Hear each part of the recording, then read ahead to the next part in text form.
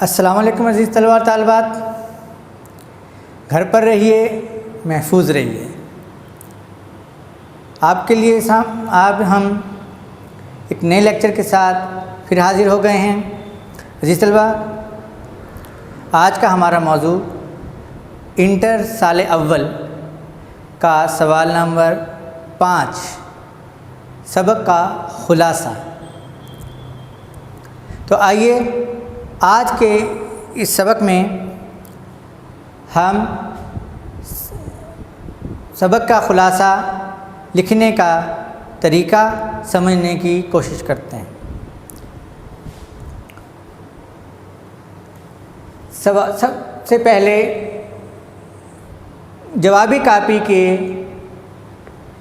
پیشانی پر بالکل اوپر نئے صفحے پر جعلی حروف میں آپ سوال نمبر 5 لکھتے ہیں، یعنی سبق کا خلاصہ۔ آپ کو 2 یا 3 عنوانات آپ کے شامل نصاب اسباق میں سے دیے جاتے ہیں، ان میں سے آپ کو کوئی ایک عنوان منتخب کر کے سبق کا عنوان منتخب کر کے اس کا خلاصہ لکھنا ہوتا ہے۔ عزیز طلباء، پیپر میں خلاصہ لکھنے کا جو طریقہ کار ہے وہ بالکل آسان اور سادہ سا ہے۔ خلاصہ جس سبق کا بھی آپ لکھ رہے ہیں، جیسا کہ مثال کے طور پر ہم یہاں پر سبق ماما عظمت کو منتخب کرتے ہیں، اور اس سبق کا خلاصہ کس طرح سے بیان ہوگا وہ ہم دیکھتے ہیں۔ سبق کا خلاصہ بیان کرنے سے پہلے اگر ہم اس سبق کے بابت اور یعنی سبق کا تھوڑا سا تعارف اور ساتھ میں مصنف کا تھوڑا سا تعارف ہو جائے تو وہ بہت ہی مناسب ہوگا۔ سرخی الف، صنف سبق ناول۔ آپ کا نصاب مختلف اصناف ادب پر مشتمل ہے، جس میں ناول، افسانہ، ڈرامہ، داستان اور شخصیت نگاری، مضامین وغیرہ وغیرہ شامل ہیں، انٹر کی سال اول اور سال دوم دونوں میں۔ تو اکثر یہ ناول اور ڈرامہ جو ہے وہاں سے آپ کا ماما جو سبق کا خلاصہ ہے وہ لے لیا جاتا ہے۔ تو لہٰذا اگر ہم یہاں پر بتاتے جائیں کہ ہم نے موضوع عنوان منتخب کیا ہے، اس عنوان کا تعلق کس صنف ادب سے ہے جو ہمارے نصاب میں شامل ہے، تو یہ ایک بہت ہی معقول بات ہوگی۔ اس کے بعد سرخی بے، سبق کا ماخذ۔ عزیز طلباء، یہ ناول میرات العروس کا ایک چھوٹا سا ٹکڑا شامل نصاب ہے، لہٰذا ہمیں یہاں بتانا ہوگا کہ جو ہمارا سبق ماما عظمت ہے، اس کا ماخذ کیا ہے، کہاں سے لیا گیا ہے، اس کا سرچشمہ کہاں ہے، کہاں سے اس کو لیا گیا ہے، تو وہ ہے میرات العروس۔ وہ ناول کا نام کیا ہے، ماخذ سبق کا کیا ہے، میرات العروس۔ وہ یہ ناول ہے کس کا، ڈپٹی نذیر احمد دہلوی کا۔ اب ہم کچھ مصنف کے بارے میں یعنی تعارف مصنف بیان کرتے ہیں۔ اس میں ہم مصنف کا تعارف چند 6 ذیلی سرخیوں کے تحت ایک لفظ میں ایک دو لفظوں کے اندر ہم اس کا تعارف مختصراً یعنی انتہائی اختصار کے ساتھ بیان کرتے ہیں۔ نام ڈپٹی نذیر احمد دہلوی، ولادت 1831، ضلع بجنور، ہندوستان۔ ادبی مقام ان کو شمس العلماء کہا جاتا ہے، خان بہادر کا خطاب بھی ملا ان کو۔ وجہ شہرت اردو ناول نگاری کے بانی سے تصور کیے جاتے ہیں، باقاعدہ اردو ناول نگاری کے اولین اساتذہ میں ان کا شمار ہوتا ہے۔ وفات 1912 میں ہوئی۔ ادبی ورثہ، ویسے تو تقریباً 7 ناول لکھے ڈپٹی نذیر احمد نے، ان میں قابل ذکر ایک تو میرات العروس، توبۃ النصوح، ابن الوقت، بنات الناش وغیرہ وغیرہ ہیں۔ یہ سبق کے خلاصے پر آنے سے قبل ہمیں ان 3 سرخیوں کا الف، بے اور جیم کا لکھنا ضروری ہے۔ یہ آپ کا حوالہ سبق کہہ لیجئے اس کو، یا حوالہ مصنف بھی کہہ لیجئے، یہ آپ کا حوالہ مصنف ہو گیا۔ اب آتے ہیں ہم سبق کے خلاصے کی جانب۔ عزیز طلبہ، اس سبق کا خلاصہ بیان کرنے سے پہلے ہم ایک دو شرائط جو خلاصے کے حوالے سے ہیں ان کا ذکر کرنا مناسب سمجھیں گے۔ عزیز طلبہ طالبات، خلاصے کا موزوں طریقہ یہ ہے کہ سبق کا خلاصہ بیان کرتے ہوئے خلاصے کا مواد یعنی جتنا آپ نے لکھنا ہے اس کے اندر، اصل متن یعنی جو آپ کی کتاب میں اصل سبق ہے اس کی بات کر رہے ہیں، کا تقریباً 1/3 یعنی 1/3 ہونا چاہیے۔ یعنی اگر ہم آپ کا جو سبق ہے ماما عظمت، اگر ہم اس کی طوالت کو دیکھیں یعنی اس کی لمبائی کو دیکھیں، اگر ہم اس کو 3 حصوں میں تقسیم کریں تو جو ایک حصے کے اندر جتنا مواد آتا ہے کم از کم اتنا ہونا چاہیے، کیونکہ طلبہ اکثر یہ سوال پوچھتے ہیں کہ سر خلاصہ کتنا ہونا چاہیے، خلاصہ کتنا لکھنا چاہیے۔ تو یاد رکھیے عزیز طلبہ طالبات، خلاصہ اصل متن کا کوئی بھی سبق ہو، جس بھی سبق آپ خلاصہ لکھ رہے ہیں وہ اصل مواد کا 1/3 حصہ ہوتا ہے،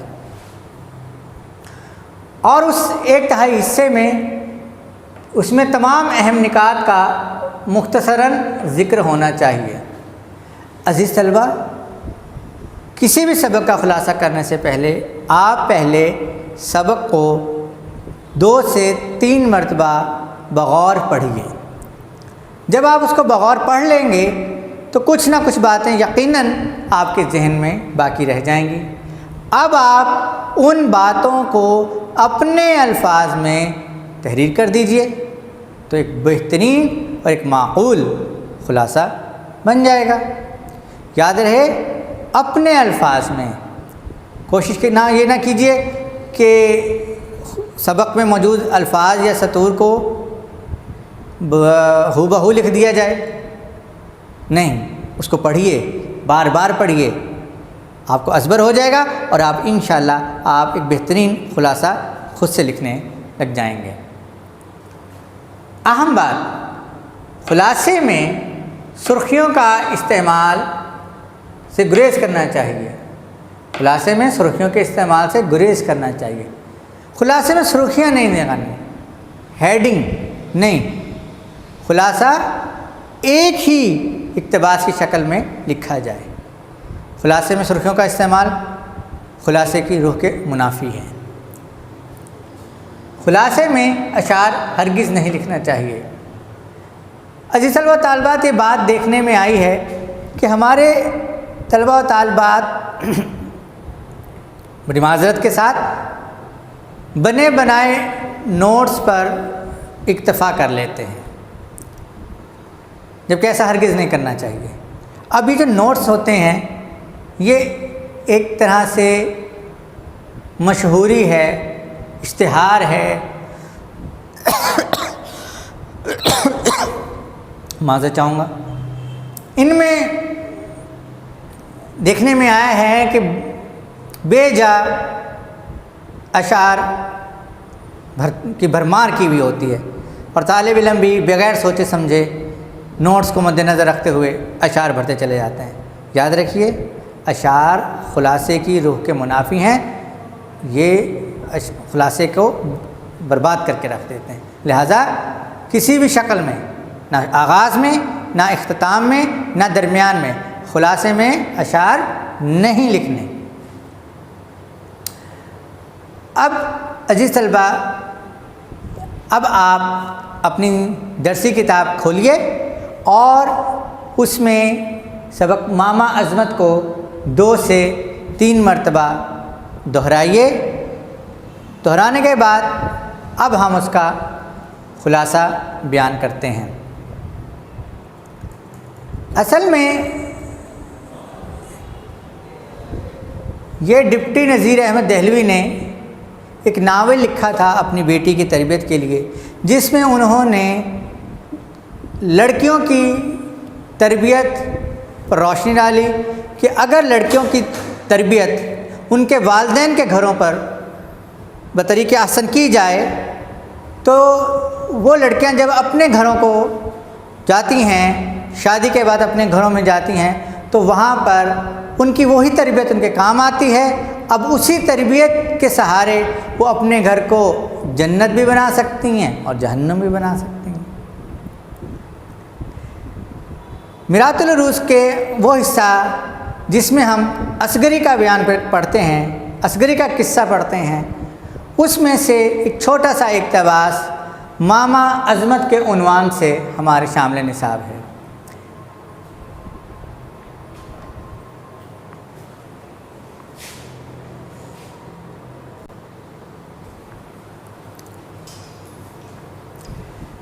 ये कहानी एक शरीफ घराने की है जिसके सरबराह मौलवी मोहम्मद फ़ाज़िल हैं, जो दिल्ली दरबार में मुलाजिम हैं, और वो बरस के बरस यानी 1 साल के बाद रुखसत पे घर आते हैं और घर आकर अपने घर पर पिछले पूरे साल में जो कुछ मामलात हुए होते हैं उनकी देखभाल करते हैं। इस पूरे साल के दौरान घर के अंदर जो कुछ सौदा सल्फ या अशिया खुर्दनोश या और दीगर ख़र्च हुआ होता है उसका हिसाब किताब करते हैं। चूँकि ये कर्ज़ पे चलता है पूरा साल और वो रमज़ान के बाद ईद के लगभग तशरीफ़ लाते हैं और आकर अपना हिसाब किताब करते हैं। इस घर के अंदर एक मुलाज़मा होती है जिसका नाम अज़मत है। मुलाज़मा को मामा भी कहा जाता है।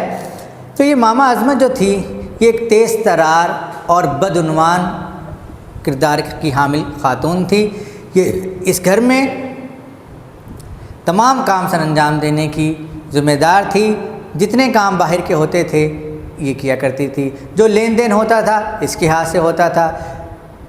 अब चूँकि इस घर में असगरी ब्याह कराई, अपने तौर तरीके, अपने सलीका शारी के से इसने बहुत जल्द तमीज़दार बहू का लक़ब भी पा लिया, खिताब पा लिया, और इसने घर के तमाम कामों में दिलचस्पी लेना शुरू की। तमाम लेन देन पे इसने नज़र रखनी शुरू की, जो कि मामा अज़मत को एक आँख ना भाई। और मामा अज़मत इस ताक में रहती कि कभी मौका मिले और वो असगरी से फ़ायदा उठाए, असगरी को नीचा दिखाए। इस तलबा फिर कभी वक्त मिला तो इसको मज़ीद तफसील से बताऊँगा। सर-ए-दस अगर हम अपने खुलासे की हद तक रहें तो इस साल भी जब मौलवी मोहम्मद फ़ाज़िल तशरीफ़ लाए तो उन्होंने हस्बे रिवायत हस्बे मामूल मामा अज़मत से कहा कि सबको बताओ, जिन सबका हिसाब किताब बताओ, जिसका जितना हो उसको दिया जाए और बाकी का लिख दिया जाए। तो मामा अज़मत के अपनी मसरूफ़ियात का बहाना बना कर कहने लगी कि आपको जो देना दिलाना है मुझे दीजिए, आपके नाम से जाके लिखवा आती हूँ। जब ये बात असगरी को पता चली तो असगरी ने कहा कि ये सब लोग दावा करने के लिए, पैसे मांगने के लिए, तलब करने के लिए तो भागे आते हैं घर पर। अब अगर जब हम उनको देने के लिए बुला रहे हैं तो क्या अब उनके पाँव में मेहंदी लगी है? और दूर कौन है, सभी कुर्बो जवार में ही तो हैं। मामा अज़मत ने 100 बहाने किए मगर असगरी की दानिशमंदी के आगे उसकी एक न चली और उसको मारे बांधे तमाम के तमाम को बुलाना पड़ा। अब जब कर्ज़ खाहों के आमद हुई तो एक नई हकीकत वाक़ हुई। सबसे पहले मिठाई वाला आया, हलवाई ने जब अपना हिसाब बताया तो असगरी और असगरी की सास की आंखें हैरत से फैलकर कानों को जा लगी कि वो जो हिसाब बताता था वो चीज़ें तो कभी इस घर में आई ही नहीं। काफ़ी बहस तकरार के बाद बहुत सी चीज़ें जो इस घर में कभी आई ही नहीं थी वो निकाली गई और जो उसके बनते थे मुख्तसर से दिए गए। इसी तरह जब सब्ज़ी वाला यानी कुंजड़ा सब्ज़ी वाला आया उसके हिसाब में भी बदउनवानी पाई गई। वो कहने लगा कि 3 सेर तरकारी आपके घर रोज़ाना आती है। तो असगरी की सास कहने लगी कि 3 सेर तरकारी, हमारे यहाँ तो 1 सेर आती है।